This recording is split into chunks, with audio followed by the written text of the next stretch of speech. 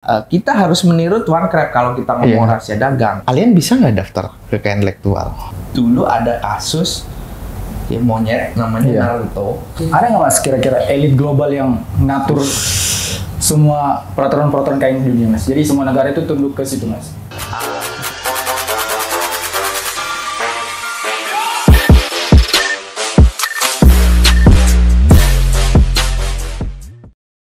Halo Sobat Jawara, kembali lagi di Ngopi Jawara, Ngobrol Pintar Jawara.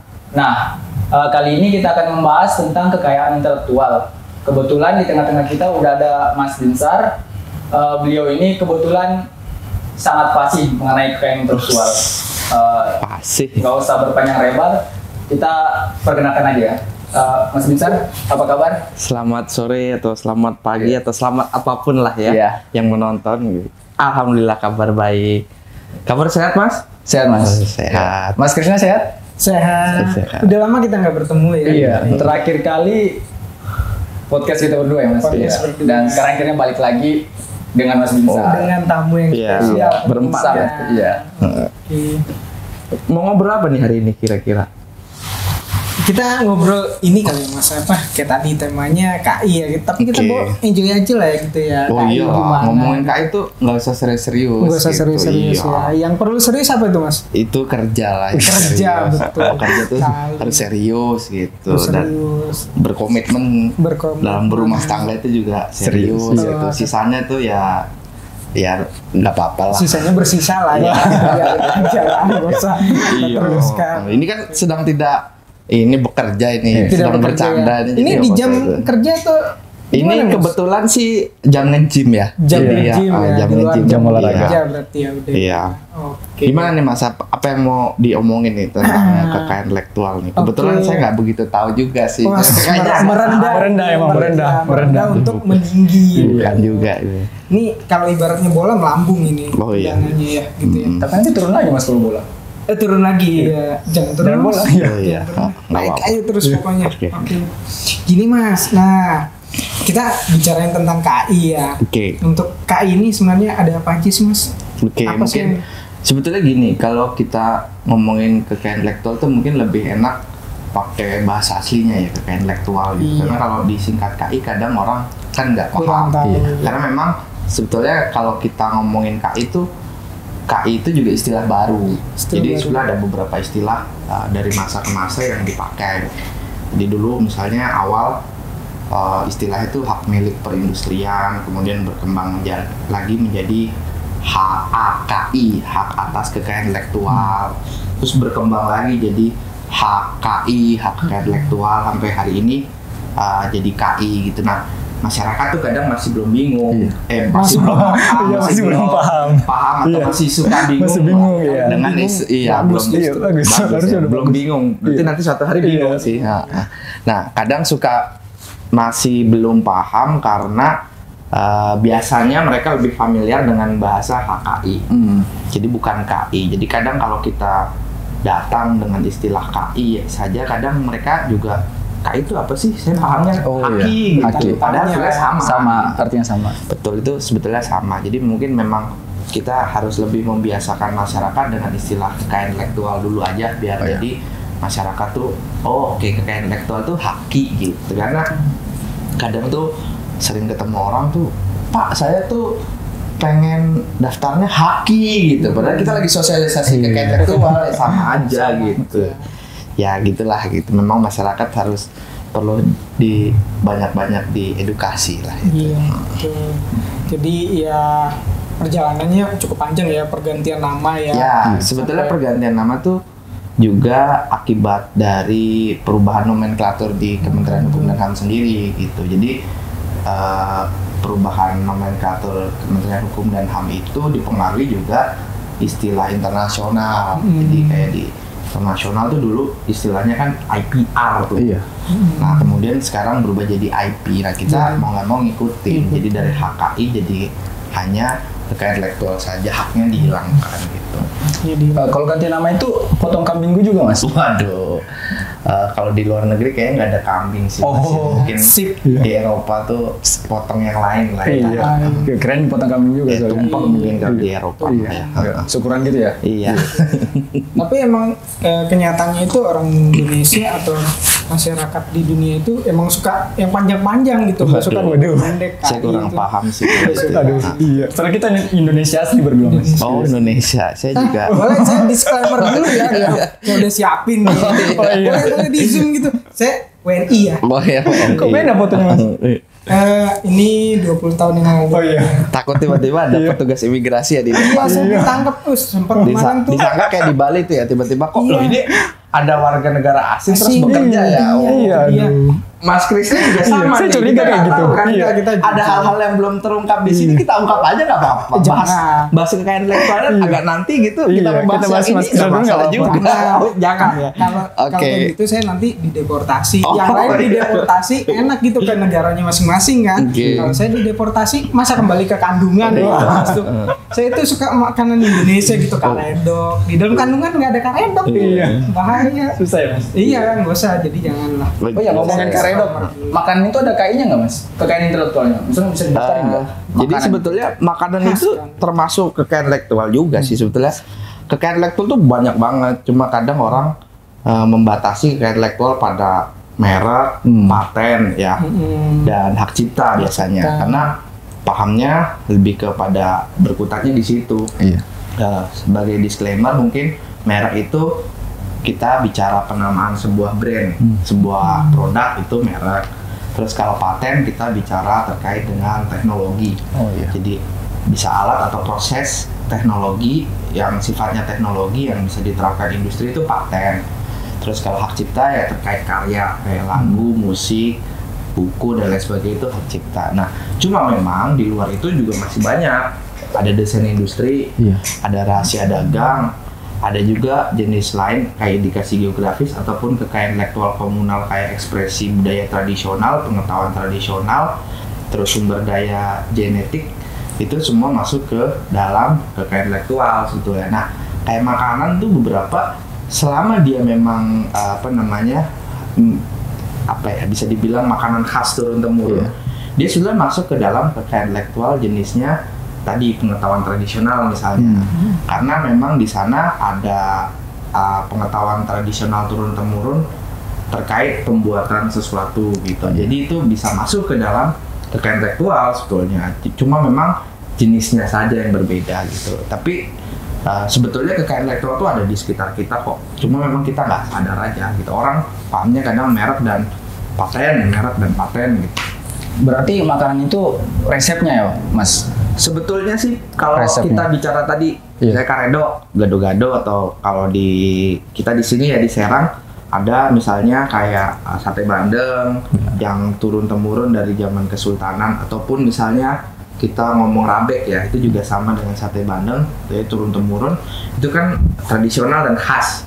Nah kalau seperti itu biasanya masuk ke pengetahuan tradisional karena yang dilihat adalah cara pengolahannya atau pengetahuan terkait dengan pengolahan atau penyajian dari suatu makanan tersebut, makanan khas tersebut gitu. Nah, sebetulnya kalau kita bergeser yang lain bisa juga masuk ke rahasia dagang kalau dia punya modifikasi tertentu terkait resep.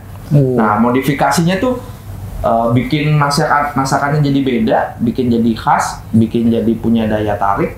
Nah, itu bisa masuk ke rahasia dagang, tapi kita tidak sedang ngomong pesugihan ya, Iya. tapi dalam artian resep sebenarnya ya nggak ada kandungan tertentu, misalkan ada bumbu racikan bumbu yang nggak diketahui orang itu masuk ke rahasia dagang. Nah itu yang kadang orang nggak paham bahwa KI itu sebetulnya KI itu atau kekayaan intelektual itu tadi kekayaan intelektual itu fieldnya atau itunya itu jenisnya, jadi itu luas sekali gitu. Jadi memang klasifikasinya ataupun memang dunia kekayaan intelektual itu memang sangat luas dan bisa dikulik dari yang tradisional sampai yang modern gitu. Berarti Tuan Krep selama ini salah ya mas?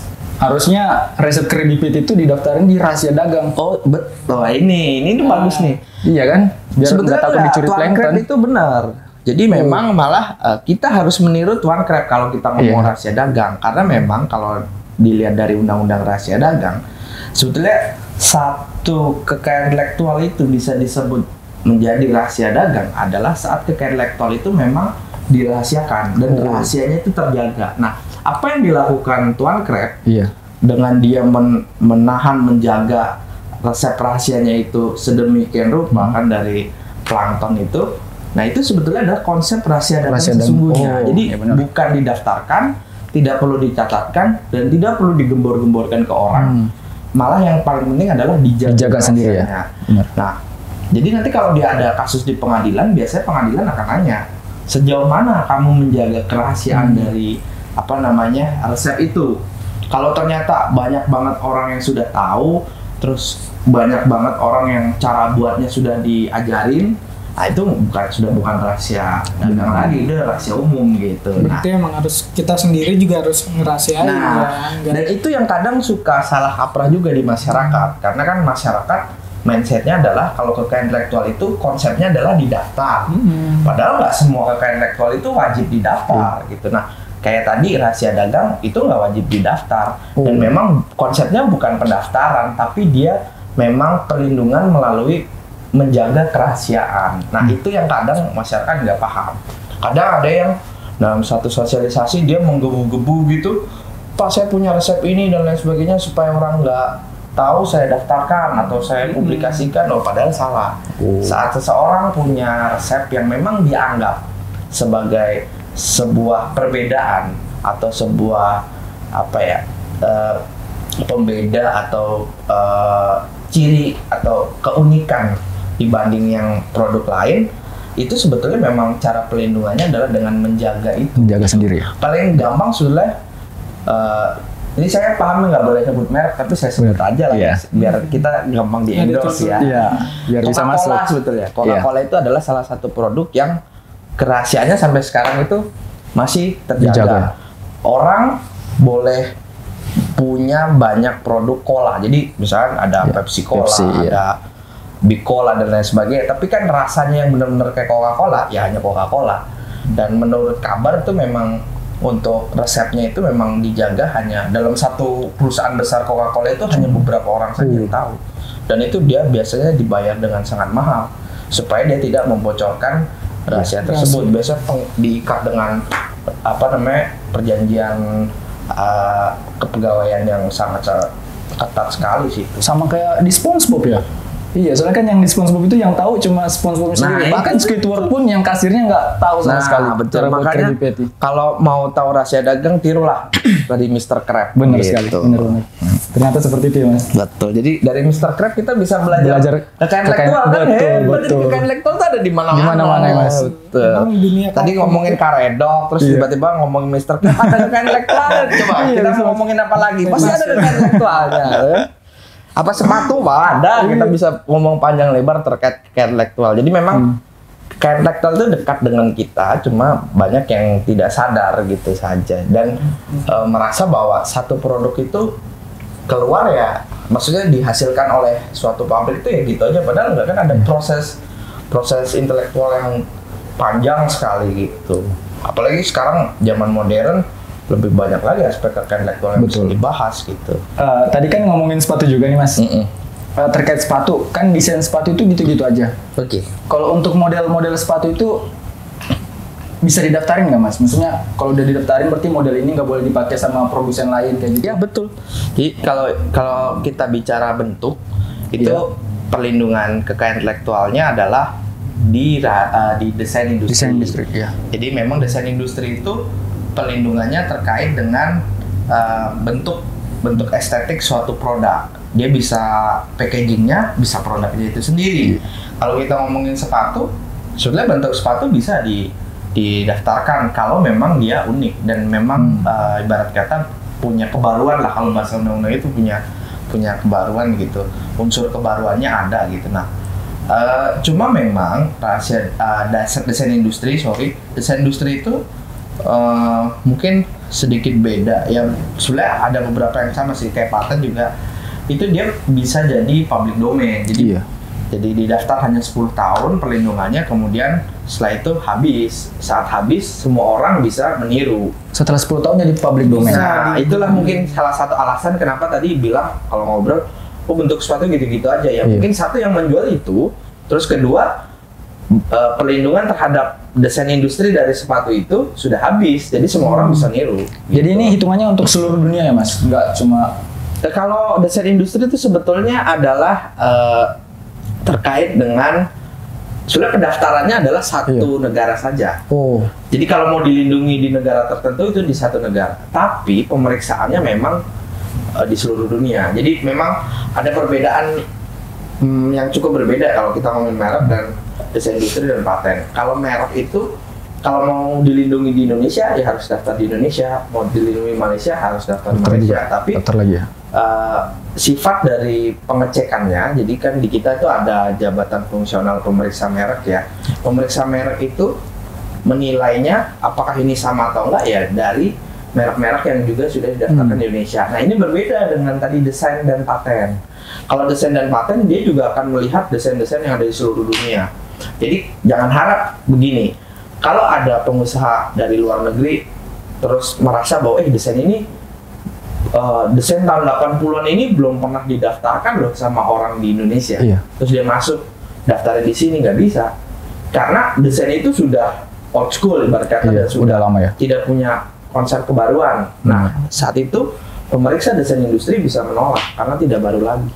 Jadi memang agak sedikit agak rumit ya, sebenarnya agak sedikit harus memang mempelajarinya itu harus layer by layer lah ini kerennya. Jadi memang satu demi satu. Jadi kalau desain industri itu ternyata berbeda dengan merek dan dia modelnya itu kalau mau dilindungi di Indonesia memang harus didaftarkan di Indonesia, tapi tidak bisa dia mendaftarkan sesuatu yang sifatnya sudah tidak baru lagi. Dan dia akan dilihat tuh satu dunia tuh sudah pernah ada sih, belum sih bentuk-bentuk seperti itu. Kalau memang sudah ada, dia nggak bisa didaftar gitu.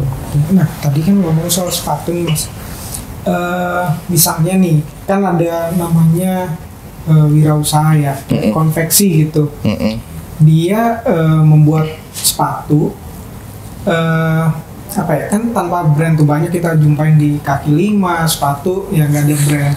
Kalau dia niru si produk A misalnya gitu, dan masih dilindungi, gimana caranya sih yang mengajukan perlindungan itu bisa tahu kalau sepatunya itu telah ditiru gitu berdasarkan adanya pelaporan kah atau memang gimana gitu supaya dia memang agak susah sih kalau ini kita udah bicaranya terkait dengan pelanggaran ya. Jadi tindak pidana kekayaan intelektual di bidang desain industri. Nah kalau itu memang agak susah. Jadi memang gini, kalau kita mau ngomongin tindak pidana kekayaan intelektual yang harus dicatat pertama adalah tindak pidana kekayaan intelektual itu sifatnya delik aduan. Nah, jadi memang undang-undang yang sekarang ya, undang-undang sebelumnya itu sempat delik umum. Jadi sebagai disclaimer dulu, delik aduan itu adalah delik di mana orang yang merasa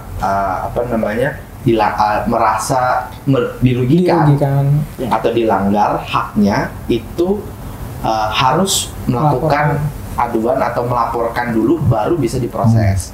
Berbeda dengan delik umum di mana tanpa dia harus lapor ya bisa langsung diproses oleh polisi. Nah masalahnya di undang-undang terbaru, di hampir di seluruh undang-undang terkait kekayaan intelektual yang terbaru kali ini itu yang berlaku, maksudnya yang saat ini berlaku itu semuanya modelnya delik aduan. Jadi memang sulit. Si pemilik desain itu memang harus mencermati pasal.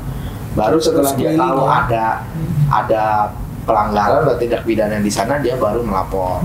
Cuma memang biasanya ada 1-2 yang si pemilik itu mendapatkan report. Biasanya bisa dari report dari brand store ya biasanya. Kebetulan dulu tuh saya kan sebelum jadi PNS kerja di salah satu law firm yang khusus menangani kekayaan intelektual, dan memang kadang tuh kita dapat report dari perusahaan, dia bilangnya adalah dari branch-nya dia. Branch-nya dia yang mengawasi gitu. Nah, jadi branch-nya itu kemudian report, atau biasanya ada juga report dari loyal customer tuh bisa juga. Iya. Jadi misalnya ada si apa namanya si fashion enthusiast atau misalnya si fans garis kerasnya sepatu Nike misalnya ya, si sepatu dia kemudian biasanya lapor tuh deh, kok ada yang mirip nih dengan sepatu Nike nih. Murah lagi ya kan? Murah. Nah itu biasa dia report nanti ke Nike. Nike nih ada sepatu yang mirip punya kamu desainnya. Padahal kan kamu bilang ini desain teranyar kamu nih gitu. Misalnya fresh from the oven, kok tiba-tiba udah ada yang lain yang jual. Nah, itu biasanya dia report juga, bisa juga dari loyal customer atau bisa juga dari penyidik. Penyidik itu kadang kalau merasa memang menemukan ada pelanggaran karena dia nggak bisa melakukan tindak lanjut langsung atau penindakan langsung, dia bisa mengirim report ke si pemilik kekayaan intelektual itu, untuk nanti pemilik kekayaan intelektual itu kalau merasa memang oh iya benar ternyata punya saya dilanggar, dia biasanya bisa turun langsung. Bisa turun. Dan itu kalau emang kekayaan intelektualnya itu didaftarkan di negara yang bersangkutan ya. Betul. Kalau enggak memang tidak dapat perlindungan. Tapi kalau misalnya dia kejadiannya di hari ini gitu, ditemuin itu terus didaftarkan kemudian hari, itu bisa nggak kayak gitu? Setelah adanya peniruan, terus baru didaftarkan gitu, keesokan harinya atau kemudian hari gitu. Memang sebetulnya kalau konsep kekayaan intelektual itu harusnya didaftarkan dulu sebelum dia memang terjadi tindak pidana. Memang agak lebih sulit karena gini, tindak pidana kekayaan intelektual itu biasanya baru bisa diproses ketika ada sertifikat. Kecuali kita tidak ngomong hak cipta, kita ngomong merek, paten, dan desain industri, itu biasanya baru bisa diproses saat memang si pemilik melampirkan sertifikat kepemilikan, ya sertifikat merek atau sertifikat desain industri atau sertifikat paten. Dengan demikian baru bisa diproses. Nah, saat misalnya dia belum mendaftar, dia kan belum punya sertifikat. Kemudian dia baru menemui ada tindak pidana, kemudian dia baru daftar. Nah, dia harus menunggu ada sertifikat dulu baru dia bisa melapor atau mengadu. Makanya memang sebetulnya konsep dari kekayaan intelektual itu adalah sebetulnya cepet-cepetan sih. Jadi sebisa mungkin, secepat mungkin daftar dulu. Lindungi dulu. Ya, itulah kerennya kalau orang ngomong tuh first to file gitu. Walaupun sebetulnya konsep first to file tadi hanya terbatas pada paten, desain industri, dan merek ya. Iya. Kalau kita ngomong hak cipta memang agak beda lagi tuh. Nah, memang itu mungkin agak lebih panjang lagi hak cipta gitu. Berarti kalau emang kita yakin merek kita bakalan booming di setiap negara, kita daftarin terus gitu ya. Bahkan dulu yakin nggak yakin mah daftar aja selama daftar memang jadi keyakinannya itu jangan kepada merek saya bakal terkenal atau enggak, tapi kira-kira bisa terdaftar atau enggak. Kalau misalkan kita merasa belum ada yang sama, tidak ada yang sama, belum ada yang mirip atau tidak ada yang mirip, daftarin aja gitu, pede gitu. Itu daftarin di setiap negara, bayarnya sekali aja tuh? Oh, kalau per negara bayarnya, tergantung dari biaya resmi yang ada di negara tersebut. Beda-beda pastinya gitu. Oke, kalau di Indonesia sendiri berapa sih, Mas? Mau daftar apa nih? Daftar untuk kalau merek aja 1.800.000, tapi Kementerian Hukum dan HAM ngasih keringanan untuk UMKM jadi hanya 500.000. Itu untuk yang umum dari 1.800.000 jadi 500.000, dan memang hampir di setiap jenis kekayaan intelektual tuh pasti ada potongan untuk UMKM. Jadi memang kan program pemerintah itu memang sedang memberdayakan UMKM, jadi memang dipotong, bahkan termasuk hak cipta juga ada potongan. Dari 500 jadi 200, dari 600 jadi 300. Kalau merek itu ada masa berlakunya nggak, Mas? Kayak desain industri tadi kan 10 tahun. Ada, cuma memang ini bedanya. Kalau merek itu dia 10 tahun, tapi bisa diperpanjang untuk 10 tahun lagi. Terus bisa lagi diperpanjang 10 tahun lagi. Saya bilangnya sih diperpanjang sampai kiamat gitu. Biasanya ada batasan ya. Ya sampai undang-undangnya itu diganti bahwa tidak ada batasan, ada batasan ya sudah. Tapi saya sih curiga bahwa undang-undang berikutnya pasti akan tetap sama. Kalau untuk perpanjang ada biayanya juga nggak, Mas? Ada, pasti ada. Sama kayak waktu awal. Enggak, lebih mahal sih. Lebih mahal. Dan memang ada dua jenis. Ada yang sebelum masa. Jadi gini, ini cukup menarik. Kalau di tahun mungkin 5 tahun lalu itu di PP yang lama itu dia kalau sudah habis, misalnya hari ini habis nih, ada luarsa, kalau besok ya sudah nggak bisa perpanjang lagi.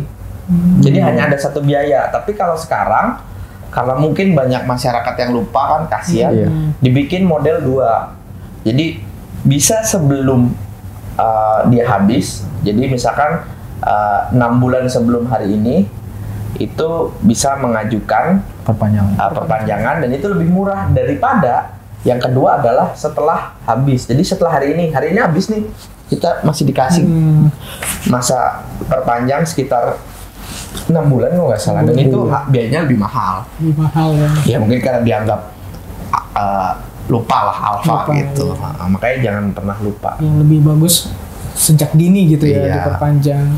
Jadi hari ini dibuat masa berlaku 10 tahun, sebulan lagi kita perpanjang aja gitu ya. Ya betul. Itu aja jangan lupa. Betul ya? Iya. Betul. Lu masih jauh banget padahal 9 tahun 11 bulan kan. Jadi memang kalau perpanjangan dia hanya bisa di tahun terakhir sih. Di tahun terakhir. Jadi 6 bulan sebelum habis itu baru bisa. Nggak bisa tiba-tiba mau perpanjang dulu. Kalau kayak begitu tuh nanti banyak monopoli. Misalnya Mas gini Mas, ada skenario nih, saya coba bikinnya. Saya kan pegawainya Mas Krisna. Mas Krisna punya satu merek misalnya. Iya. Terus di akhir-akhir masa aktif mereknya itu udah mau habis. Iya. Saya disuruh daftarin sama Mas Krisna. Cuman saya daftarin pakai nama saya sendiri Mas. Tapi belum habis kan? Pas udah mau habis misalnya Mas. Misal udah habis. Tapi belum habis kan? Kalau udah habis Mas, misal udah habis nih. Nah, gini, kan tadi kalau habisnya itu 6 bulan setelahnya, dia masih bisa. Dan orang lain nggak bisa masuk. Kalau udah 10 tahun, orang lain bisa masuk. Nah, makanya gini, kalau yang peraturan lama, itu kan pokoknya hari ini habis, sudah aja. Besok sudah nggak bisa. Orang lain mau masuk, bebas. Tapi kemudian peraturannya berubah. Jadi 6 bulan ke depan, jadi 6 bulan sebelum habis, 6 bulan setelah habis. Nah, 6 bulan setelah habis, mau nggak mau kan orang yang mau masuk harus nunggu 6 bulan dulu. Melihat apakah orang ini benar-benar memperpanjang atau tidak. Itu baru setelah 6 bulan setelah hari ini, baru dilihat setelah dia lupa, baru bisa masuk. Dibikin lebih aman ya Mas? Mesti mempermudah ya untuk betul. masyarakat. Luar biasa. Terus ada nggak tapi Mas pengingat dari kementerian kita ini bahwa misalnya ada notif gitu, oh udah mau habis nih, kita infoin ke masyarakat nih produk Anda udah mau habis, ada nggak sih? Maksudnya lewat toa masjid gitu atau apa? lewat apa gitu? Lewat Soalnya kan kalian gitu. mungkin ada kejadian namanya UMKM pemiliknya single gitu ya, apa maksudnya sendiri tunggal gitu. Dia misalkan dia dirawat di rumah sakit, lumpuh, dia nggak bisa daftarin gitu. Selama beberapa lama, begitu waktunya udah mau habis lewat 6 bulan, dia nggak ada notif, dia nggak bisa menginfokan ke keluarganya untuk minta daftarkan itu. Jadi memang kalau notif yang sifatnya personal, saya tiba-tiba di WA gini, udah makan belum gitu tuh ada sih. Waduh. Mau nggak gitu ya? Jadi atau misalkan lewat toa masjid tadi itu enggak. Jadi memang lebih kepada kita itu punya website namanya PDKI. Jadi Pangkalan Data Kekayaan Intelektual itu adalah website yang isinya adalah data-data kekayaan intelektual baik dari merek, paten, desain industri, hak cipta yang ada di Indonesia, yang masuk di Indonesia. Itu sebetulnya database itu bisa digunakan untuk berbagai hal. Dia bisa digunakan untuk melakukan pengecekan apakah ada yang sama atau enggak kekayaan intelektual yang saya mau daftar dengan yang kekayaan intelektual yang sudah masuk. Atau bisa juga digunakan untuk untuk merimain kita. Jadi kita bisa melihat statusnya. Misalnya kita lihat status dan di situ ada tulisannya sebetulnya bahwa memang merek kita itu terdaftar sejak kapan dan akan habis kapan tuh ada. Nah, itu juga selain di website ada juga di sertifikatnya sebetulnya. Jadi memang ya harusnya sudah jelas ya karena di 2 tempat itu. Secara fisik atau secara digital sertifikatnya itu sudah ada tanggal habisnya kapan. Nah, secara digital tadi lewat database juga ada gitu. Jadi kalau orang pusing, aduh sertifikat saya ketinggalan, sebenarnya bukan websitenya itu aja.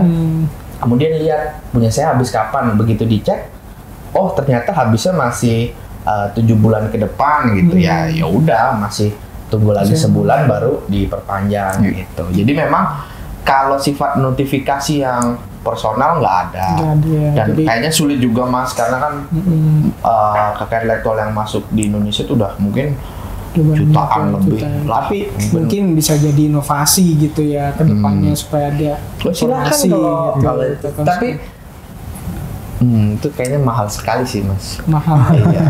Tapi demi masyarakat. Masyarakatnya ini Uganda atau Rwanda? Ya, Indonesia lah. Loh, tapi kalau yang daftar orang Uganda kan Bisa juga. Berarti Bisa menotifikasi juga. masyarakat Ke semua Uganda masyarakat, kan? iya, Iya, berarti betul. berarti tadi dong mengayomi masyarakat Uganda nggak salah kan? Nggak salah. Iya. Masyarakat Seluruh di masyarakat dunia. dunia, iya. Luar biasa, udah kayak Kalau ada Superman ya. alien mau daftar juga Ya, boleh ya. Dunia Mas, dunia. Tapi tetap boleh sih. Dunia Kan masuk Iya. siapa tahu dia mau. Tapi kalau ngomongin alien mau daftar tuh seru juga loh. seru ya. Pertanyaan berikutnya adalah, alien bisa nggak daftar kekayaan intelektual?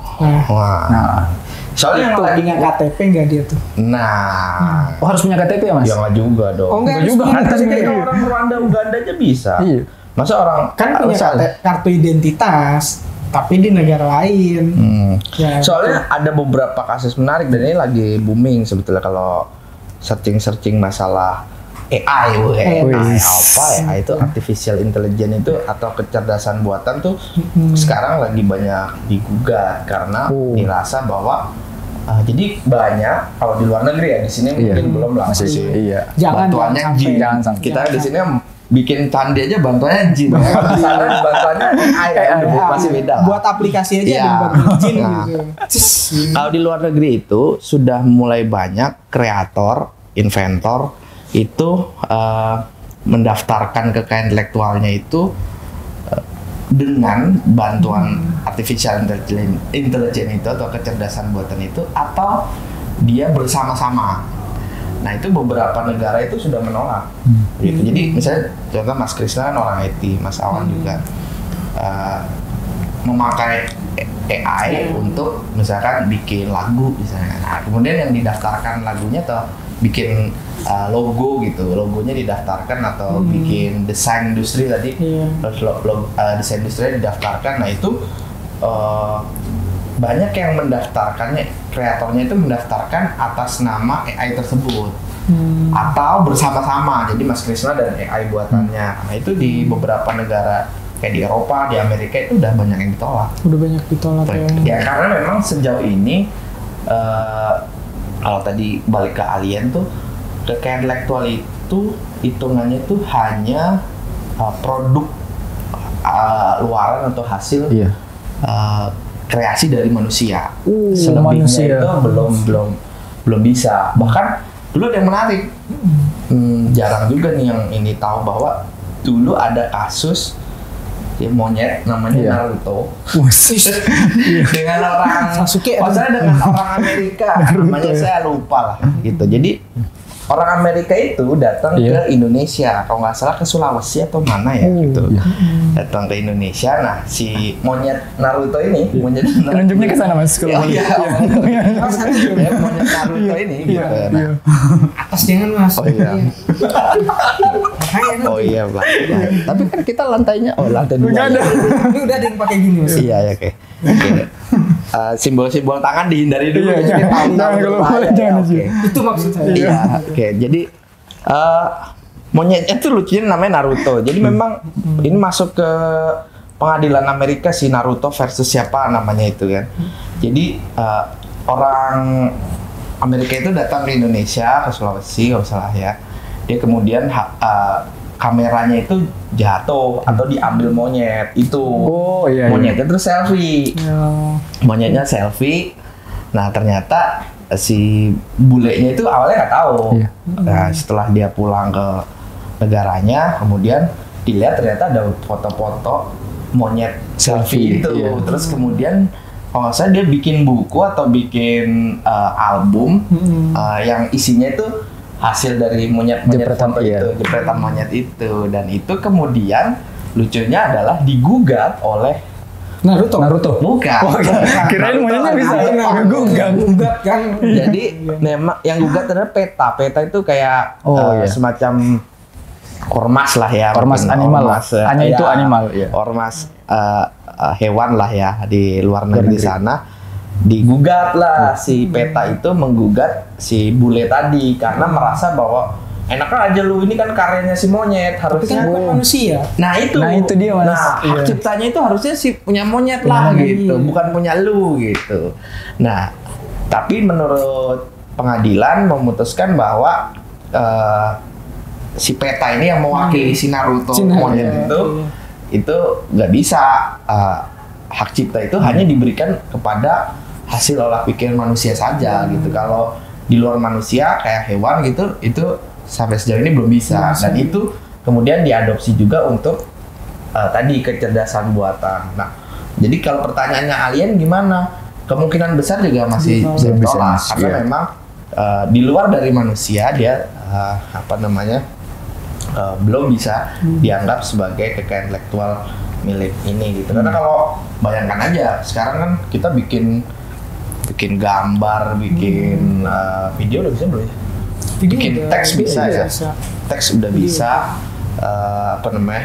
bikin lagu dan lain sebagainya, bikin musik. Tapi yang bikin robot gitu, dan itu ya robot atau AI itu bisa didaftarkan kan ya manusia terus punya apa gitu.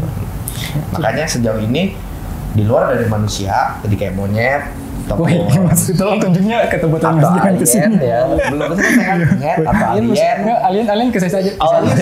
Aliennya ke sini aja. Atau AI itu sejauh ini sih sepertinya belum bisa dan nggak tahu sampai kapan gitu. Walaupun ada satu kasus di Cina itu AI itu bisa diberikan, jadi bukan AI-nya sih sebetulnya, hasil karya AI itu bisa didaftar atau bisa dianggap sebagai karya kekayaan intelektual, tapi yang dalam hal ini tuh kepemilikannya adalah yang buat AI-nya gitu. Jadi kembali ke negaranya lagi, Mas.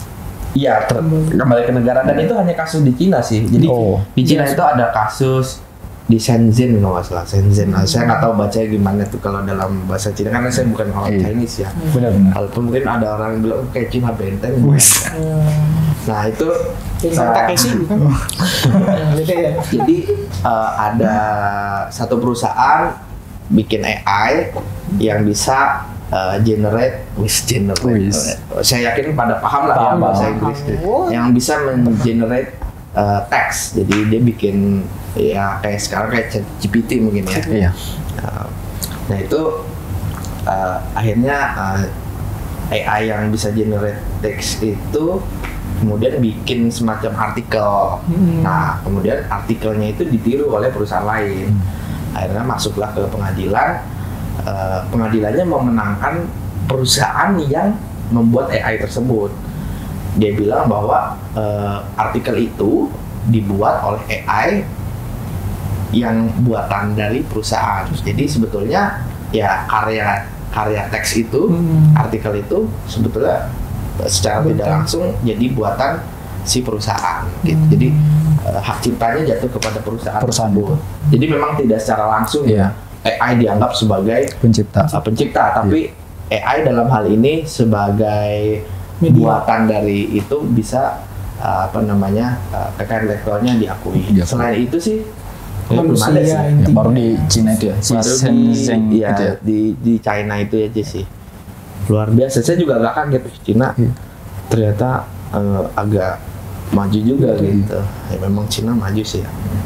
Tapi bahasa Cina ya. Pokoknya intinya sejauh ini masih manusia ya yang manusia. Bukan dadali. Manusia lah. Iya. Gitu. Oke, tadi Mas ngomongin apa lagi nih? Udah banyak ngomongin sampai alien tadi ya. Udah dari sampai Karedok, terus apa lagi tuh? Bikin Button, SpongeBob, Mr. Krabs ya, sampai kemudian kita ke alien. Luar biasa, pokoknya bisa meluas. Tadi juga kita bahas nggak selesai. Iya. Mas, tapi satu nih tanya, peraturan itu tadi khususnya Cina kan agak beda ya. Tapi di negara lain sama nggak? Identik nggak? Sebetulnya di Cina itu aturannya ya kurang lebih sama, karena memang kalau kekayaan intelektual itu aturannya di mana-mana tuh hampir semua mirip, karena Hampir mirip. ya jadi kan memang kekayaan intelektual itu lahir dari konsep bersama ya, konsep dunia apa namanya TRIPS, dia dari TRIPS itu perjanjian bersama, kemudian keluarlah kekayaan intelektual, akhirnya konsepnya itu mau nggak mau mirip tuh di hampir tiap negara, paling beda-beda sedikit lah. Contoh misalnya di Amerika atau di Eropa itu nggak ada desain industri, dia adanya utility design misalnya. Iya. Di kita ada desain industri, ya paling kayak gitu-gitu. Atau masa perlindungannya, mungkin ada yang 10 tahun, kayak desain industri mungkin 10 tahun bisa ditambah jadi 5 tahun gitu. Di kita 10 tahun, lebih kepada itunya. Tapi nggak ada yang perbedaannya sampai ekstrim. Misalnya di Indonesia saya mau desain industri 70 tahun gitu, itu kayaknya nggak bisa deh, karena memang itu udah kesepakatan bersama, ada bare minimumnya lah, ada minimum barnya bahwa oh ini nggak boleh sampai segini, ini nggak boleh sampai segitu gitu. Jadi itu yang mengatur bersama, makanya hampir di setiap negara itu mirip-mirip lah. Nah kalau Cina itu tadi memang perbedaannya adalah di pengadilan memutuskan seperti itu, tapi sejauh ini di Cina juga tidak mengizinkan selain manusia dianggap sebagai kreator dari kekayaan intelektual gitu, dan itu masih berlaku umum gitu. Cuma memang tadi ada satu kasus yang mana pengadilannya memutuskan bahwa oh ini bisa nih dianggap sebagai, jadi lebih kepada karya dari AI-nya yang diakui gitu, bukan AI-nya yang diakui gitu sih. Ada nggak Mas kira-kira elit global yang ngatur semua peraturan-peraturan kayak dunia Mas? Jadi semua negara itu tunduk ke situ Mas? Sebetulnya diaturnya secara global tuh di WIPO. Jadi WIPO itu jadi ada juga, Intellectual Property Organization. Jadi organisasi yang ada di bawah PBB yang kemudian dia men-tackle urusan-urusan kekayaan intelektual. Nah itu biasanya secara bersama-sama mereka bikin kesepakatannya di situ sih gitu. Dan memang menginduknya kurang lebih di situ. Gak boleh kita yang agak ekstrim. Nah selama kita ikut perjanjian itu biasanya kita mau nggak mau harus tunduk sama ketentuan atau WIPO. Tapi agak kejam juga ya. Soalnya dia suka men-tackle ya. Iya. Itu agak ini soalnya. Mungkin dia defender seperti Harry Maguire gitu. Wih, jangan Mas. Jangan, Harry Maguire lupain dulu aja. Tapi tadi di Eropa dia nggak ada desain industri atau apa? Ya desain industrinya tuh masuknya mereka sebutnya utility design ya masalah. Ya jadi utility design itu lebih kepada gabungan antara paten sederhana dan desain industri. Nah, di sana juga dengar-dengar nggak ada perlindungan merek ya? Ada dong. Nggak ada Mas. Brand adanya? Brand. Iya di sana brand. Merek itu Indonesia aja. Perlindungan merek. Oh iya. Iya. Iya di sana brand. Tapi ada di Amerika kan sebutnya trademark, mark gitu. Iya, agak merek. Mirip. Iya mirip loh. Mas Krisna gimana sih gitu aja nggak tahu. Udah beda. Tapi sebutannya sama. Kan kalau Kepleset mungkin. Iya. Amerika bilang merek. Iya nggak enak. Kan jadi sarung kan. Apa tuh? Waduh, ya jangan lah. Udah. Jangan usah ditanyain dong. Makanya. Iya. Merek. Iya. Kalau merek nanti jadi. Apalagi kalau dia lagi bindeng kan. Wah, udah kacau. Merek. Iya. Buyar udah. Jadi intinya gitu sih. Kalau mau nanya apa lagi tadi udah macem-macem, silahkan aja sih. Saya kadang agak ini sih suka bingung mau nanya gitu, apalagi orang Indonesia kan ditanya apa jawabnya apa gitu. Apa gitu. Jadi bingung gitu. Ditanya apa jawabnya apa gitu. Apa gitu. Sama gitu. Iya, jadinya berantem ya Mas. Kalau seret diminum dulu aja. Mas, silakan ini. minum dulu aja Mas. Kalau seret. Ada botol nih. Mereknya nih gimana? Ini nggak ada merek, tapi bisa nggak kita dari botol kan ketahuan desainnya nih ya. Bisa nggak sih kalau kita walaupun nggak ada brandnya, mereknya? Ya bisa aja dia mendaftarkan laporin gitu. mendaftarkan desain industrinya atau merek 3 dimensi gitu. Merek 3 dimensi Itu ada kalau kayak juga merek gini 3 ya. dimensi. Jadi apa dia mendaftarkan secara keseluruhannya dan warna-warna identik yang biasa dipakai, misalnya ini biru. Warna, oke. Iya. Kalau Apalagi Mas ormas Pintu. yang di Jakarta ada yang hijau kan. Oh, iya, iya. Nah itu bisa. Tapi bukannya udah bubar. Maksudnya ini minum aja dulu Mas. Minum aja dulu. Biar gak haus ya, atau biar gak kepleset. biar nggak kering. Aduh, sabar. Ini apa nih? Gini bukan? Bukan. Pertanyaan saya ini kenapa dilepas nih? Ini kan sebetulnya contoh buruk mencontohkan masyarakat jual produk tanpa ciri khas. Nggak boleh nih. nggak boleh sebetulnya kayaknya. mau diumpetin juga masih ada nih tulisannya di sini nih. Iya, Bisa tapi di-zoom nggak usah nih. ditunjukin, iya, Mas. bisa ya. Kan orang nggak tahu kalau ini aqua tadinya. Iya. Sekarang kan jadi tahu ini. Iya. Jadi tahu ya. Kita nggak di-endorse. Aquafit Jadi, tapi ini kok Aquafit bukan. Padahal kita sering loh pakai aqua. sering kita kumham itu aqua. Biarin aja di-cut ini. Iya. Tenang aja. Oke, Mas. Jadi tadi kan udah panjang ya. Lebarnya Terus? enggak. Panjang, lebar, Oh, iya. tinggi. Iya. Iya. 3 dimensi lah. Kurang tinggi apa Mas kita bahas sampai alien? Oh iya. Iya, udah tinggi banget tuh. Kurang dalam apa kita bahas sampai bikin bottom? Iya. Nah, itu Udah kemana-mana sebenarnya. Orang yang lihat kadang wah ini antara abis makan kecubung apa habis apa tembakau gorila nggak agak bingung juga deh. Besok kita dites urin ini ada tes urin untuk kita bertiga doang gitu. Tahu-tahu nanti ada saya panggil. udah disangsikan WA, sekarang tes urin. Enggak ya nggak apa-apa lah. Nah, Tes urin kan juga bagian dari kekayaan intelektual Benar, gitu benar. karena bagaimana bisa keluar ukuran-ukuran tersebut kan ada patennya paten gitu. ya. Ini kan berdua backgroundnya IT ya? Iya. Iya. Emang Enggak sih enggak- backgroundnya saya ini Oh iya, backgroundnya kayu sebetulnya sih. kayu Nah, saya backgroundnya. itu emang nggak ada keresahan tertentu terkait kekayaan intelektual gitu? Ada sih Mas, kalau itu banyak ya, banyak ini. Banyak apa? Apa sih? Banyak pacar atau banyak apa? Banyak. Satu aja susah Mas. Iya, oh. Satu aja susah iya sih. Oke. Tembak Tapi pacar lah. banyak keresahan juga sih, apalagi kayak coding gitu ya. Kalau misalnya jeroannya itu sebenarnya agak susah sebenarnya ya. Kenapa? Untuk didaftarkan, karena kan algoritma itu kan kadang mirip-mirip, bisa mirip gitu. Kita menggunakan oke. algoritma ya kan. Apa itu benar bisa didaftarkan atau enggak? Sedangkan Bisa sih. algoritma aja ada yang free sih algoritma gitu, kayak misalnya algoritma standar, bubble sort atau apa gitu, pokoknya sorting itu banyak lah gitu. Saya sih Itu nggak paham free. ya istilah-istilah kayak gitu, tapi at Iya. least sebetulnya basicnya itu kalau kekayaan intelektual kan sama. Kalau kita bicara coding tadi ada yang free, ada yang enggak, ya sama aja kan kayak apa namanya image ya. Ada yang free image, Iya. ada yang berbayar, ada yang enggak. Jadi sebetulnya kalau ditanya bisa didaftar ya bisa, selama memang kita bikin sesuatu yang baru, yang unik gitu. yang unik. Pun kalau misalkan dia berbayar, kita harus hati-hati dulu nih. Kalau yang gratis ya dari gratis free, kita harus hati-hati dulu nih. Apakah ada ketentuan lain terkait free? Karena free itu macam-macam. Macam-macam. Ada free to use, ada free. Jadi dia bebas Komersil untuk ya, menggunakan, tapi ternyata dia tidak bebas untuk komersialisasi. Iya. Nah, yang kayak gitu itu memang harus dilihat apa term and conditionnya ya. Selama memang dia ternyata free to use dan free untuk komersialisasi lanjutan ya silahkan aja itu dikembangkan gitu, dan itu bisa kemudian didaftarkan sebagai paten misalnya ataupun hak cipta atau bahkan dilindungi dalam rahasia dagang gitu.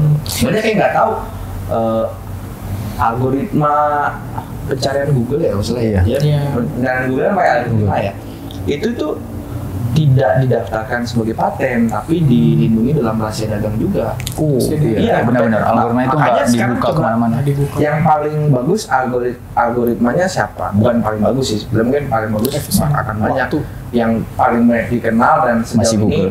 ya kan masih Iya. Google kan. Nah, Google itu tidak mendaftarkan itu sebagai paten. Dia melindunginya dalam rahasia dagang. Gitu. Dan- Berarti iya fix Google Krusty Krab sama. Iya. Gitu. Jangan angkat tangan. Tahu nggak kenapa dia? Iya. Oh gini aja. Google, Krusty Krab sama.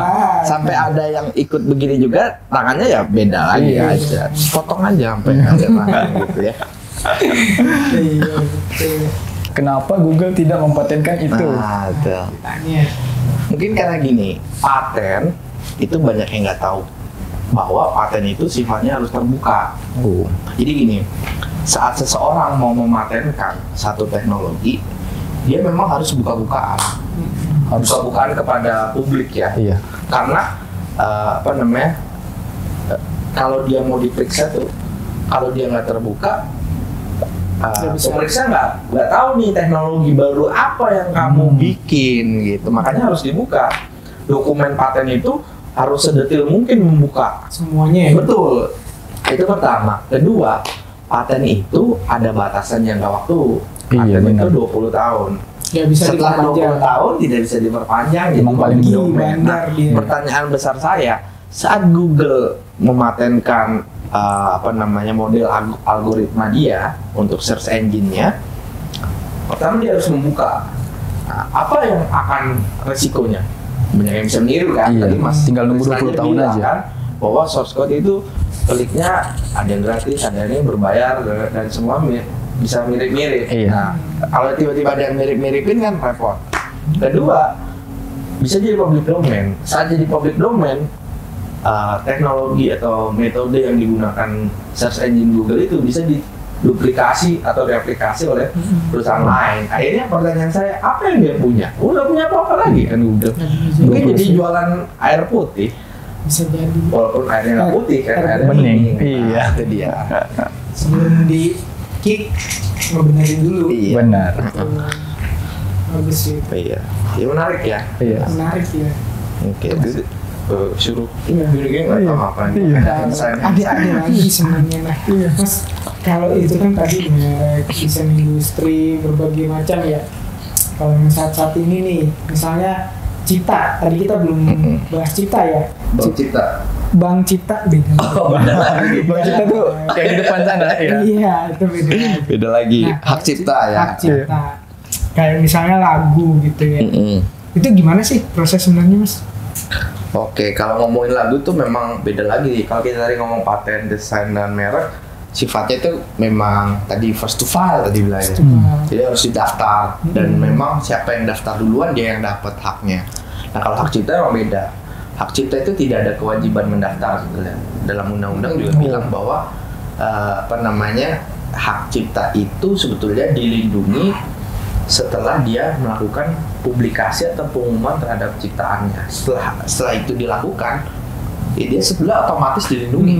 Jadi nggak perlu ada pendaftaran.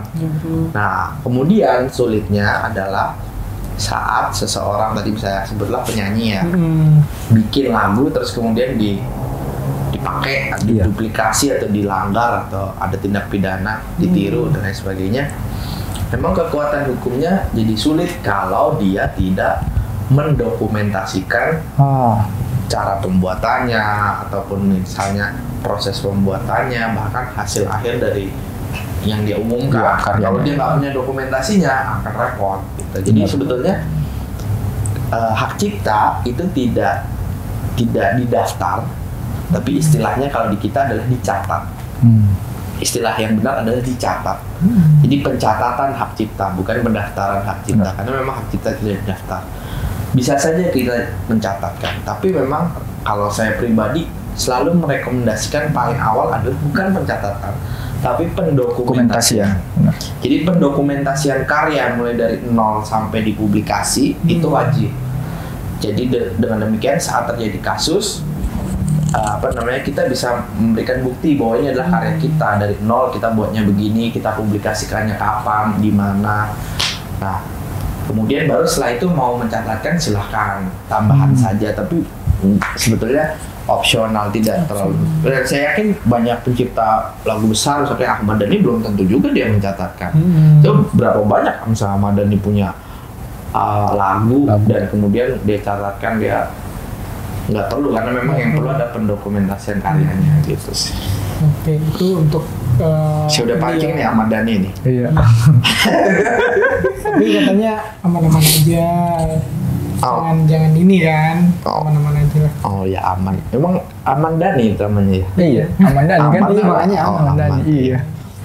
Oke, Mas, tadi kan kalau contohnya Ahmad Dhani kan dia kemungkinan juga ada dia mendokumentasikan Oh, pasti kalau mendokumentasikan kemungkinan. seniman besar tuh biasanya dia mendokumentasikan dari awal sampai akhir sih. Iya. Nah, bagaimana kalau kita lihat nih kayak misalnya ya di luar sana pengamen jalanan, misalnya dia kan kadang kreasinya juga bagus gitu ya, nyiptain lagu sendiri. Nah, kalau dia gimana caranya kalau dia nggak ada yang ngerekam, tiba-tiba ada yang ada yang ngedengar terus ngebawain sendiri itu gimana? Nah memang repotnya adalah saat dia tidak punya bukti sama sekali. Jadi nggak bisa. Nggak bisa. Nggak ada Bahkan, bukti dokumentasinya. iya, bahkan sebetulnya gini, pencatatan kalau menurut saya jangan ini dianggap sebagai suara dari Kementerian Hukum dan HAM ya, karena saya Pribadi nih. Pribadi. aja.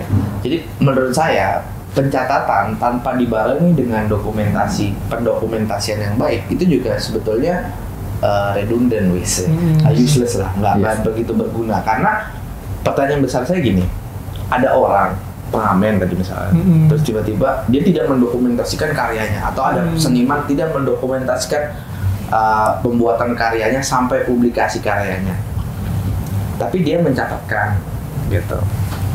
Kemudian dia berperkara sampai pengadilan. Pasti hakim akan bertanya, bukti kamu mana bahwa ini adalah punya kamu? Ditunjukkanlah surat pencatatan. Nah, surat pencatatan padahal itu bukan sebagai bukti kepemilikan. Jadi dalam peraturan bilang bahwa surat pencatatan itu bukan bukti, surat pencatatan itu bukan bukti kepemilikan seperti sertifikat merek. Nah, dia akan biasa ditanya lagi lebih lanjut, buktinya mana? Saat bukti pembuatannya tidak ada, bukti dia mempublikasinya tidak ada, memang sulit di pengadilan. Makanya yang paling pertama sebisa mungkin adalah didokumentasikan lah. Karena sebetulnya hari ini kan hari yang sangat-sangat bukan cerah ya, tapi lebih hari modern lah, era modern. Orang mencatat itu modalnya udah ganti lah, udah beberapa tahun yang lalu.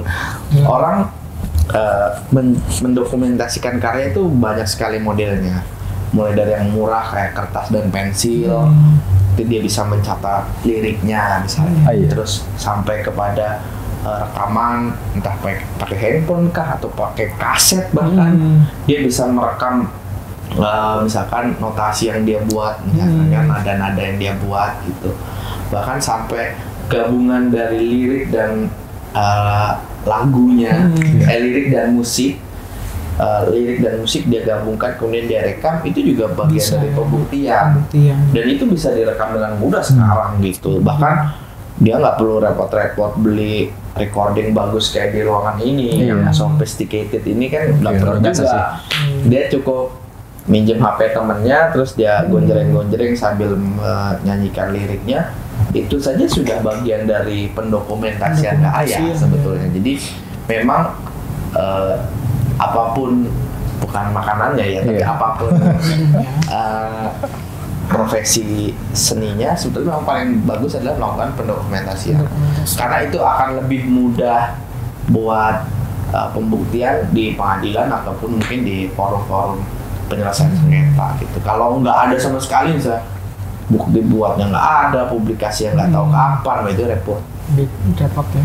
Repot banget sih gitu. Dan biasanya tuh hakim paling pertama kan akan lihat nih, ya kamu penciptanya atau kamu yang gambar, misalnya bikin motivatif kayak biasanya selain disuruh gambar juga atau disuruh mempraktekkan, dia nanti juga akan dilihat dokumentasinya gitu. Dokumentasi penting banget ya. Oh penting lah. Makanya kita tiap acara itu selalu dokumentasi. Oh iya. Makanya. Oh iya, emang tugas ya.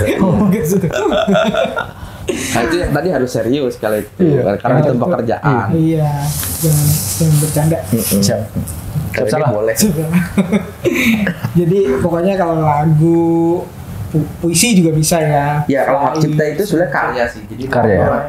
hak cipta itu bisa lagu, bisa musik tanpa Musik tanpa lirik, vokal. ya. Bahkan termasuk buku, lukisan, alat peraga pendidikan, masuk. Anak-anak Itu kayaknya Nah, nggak pakai Coba. hak di situ, ciptaan aja sih itu. Hak Kayak Tuhan pelangi-pelangi. itu. Nah itu terus kemudian buku, lukisan, skripsi, tesis, bahkan Skripsi bisa ya? Skripsi bisa. Skripsi juga. Software yang tidak punya fungsional tertentu itu masuk ke hak cipta. Terus kemudian video game itu hak Video cipta game bisa. gitu. Nah, kalau hak cipta ke komedi bisa dibuat hak ciptanya enggak, Mas? Maksudnya gimana komedi gimana nih? Komika gitu. Oh, Mereka nyusun bikin materi. Materi, Ya, oke. kadang kan Ya juga- bisa sebetulnya. Bisa ya? Bisa. Jadi memang sebenarnya gini,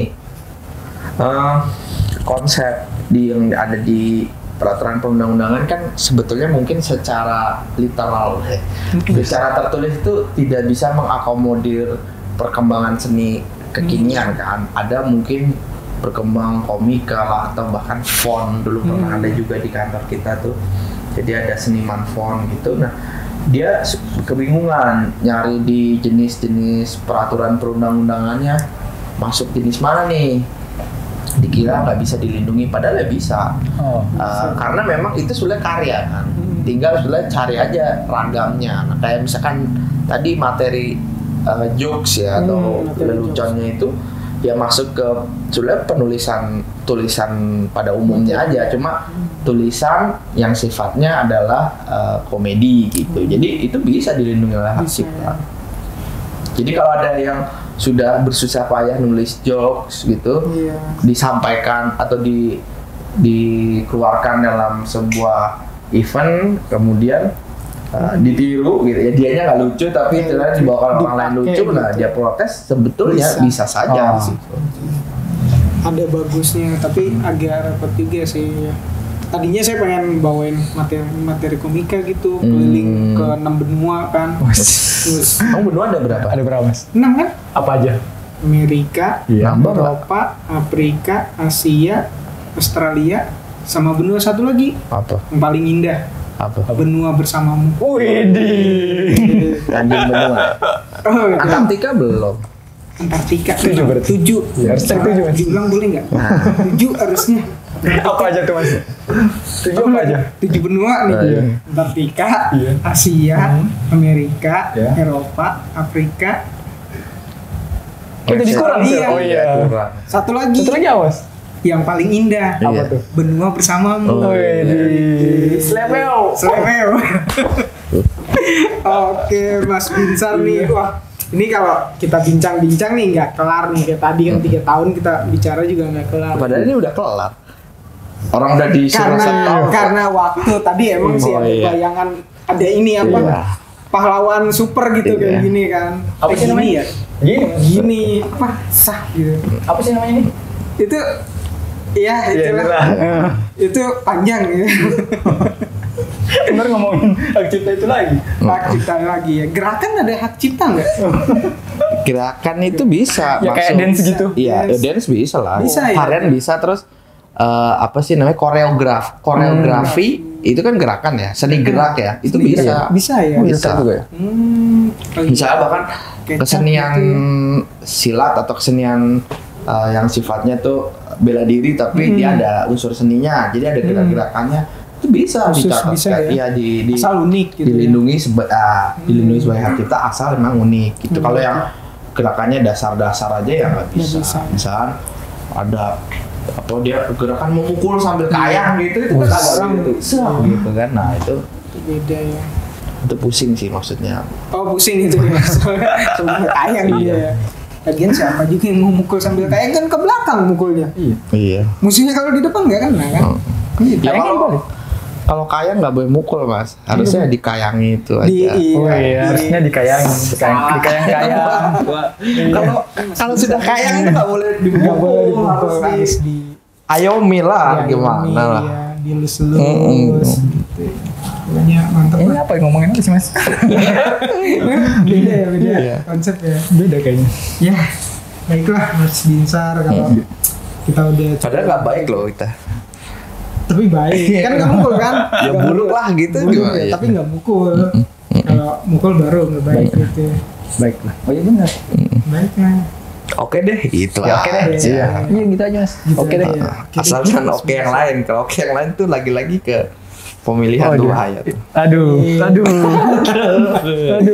Tapi kan yang kemarin mas, yang sekarang kayaknya. Ya siapa tahu dipakai lagi kan. Iya, bener Kita juga. belum tahu kan oke itu tadi didaftarkan nggak sebagai merek. Iya. Nah, kalau ternyata didaftarkan sebagai merek, kita main asal ucap bisa kita di. Kalau ada orang yang mengadukan tentunya ya. Iya betul. Oke OB kan? Oke, OB. Berarti Gunawan ya, oke. Iya mas Gunawan. Gunawan, oke. Iya. Demikian mungkin ya. Iya. Demikian. Mungkin kalau ada waktu tambahan lagi bisa ngobrol-ngobrol lagi. Bisa. Iya, walaupun ini agak ini absurd sekali ya. Agak Iya, Kemana-mana ya? Tidak terkonsep. Emang gitu kita sekarang Iya, mas. tidak terkonsep. Tapi ini menjadi apa namanya? Mungkin bisa diambil kesimpulan oleh masyarakat bahwa kekayaan intelektual itu ada di sekitar kita dan memang dari hal terkecil sampai yang terumit itu ada kekayaan intelektualnya gitu. Jadi apa namanya kita ngomong yang simpel-simpel itu bisa dihubungkan ke kekayaan Bisa, intelektual iya. gitu. Saya bisa menghubungkan Luas setiap banget hal ya, Mas. dengan kekayaan intelektual kalau mau. Jadi kekayaan intelektual ada di sekitar Anda, waspadalah dan lindungilah. Benar. Waspadalah Luar tadi biasa. ini ya seolah-olah Pokoknya nyerempet semua gitu Iya, ya. bisa kemana-mana pokoknya. Kemana-mana. waspada. Ya waspada, jangan menggunakan kekayaan intelektual milik orang lain untuk kepentingan komersil Komersil. tanpa izin. Benar, Maksudnya waspada. betul. Iya. Kalau Dan ada- lindungilah. Kalau ada izin nggak apa-apa. Nggak mungkin. apa-apa. Heeh. Kayak tadi kan si Amandani kan udah aman lah. Udah Iya, udah aman. aman. Ya. Aman. Oke, gitu aja. Mungkin saya yang tutup. Iya. Oh enggak ya? Gak apa-apa ya. Gak apa-apa kalau mau tutup silakan. Pintunya ada di sana kalau Silakan. Oke, Sobat Jawara, itu tadi bincang-bincang kita bersama Mas Binsar. Luar biasa ya, dari SpongeBob sampai Alien, monyet nama Naruto pun dibahas di sini. Mungkin itu saja. Sampai ketemu di Ngopi Jawara selanjutnya.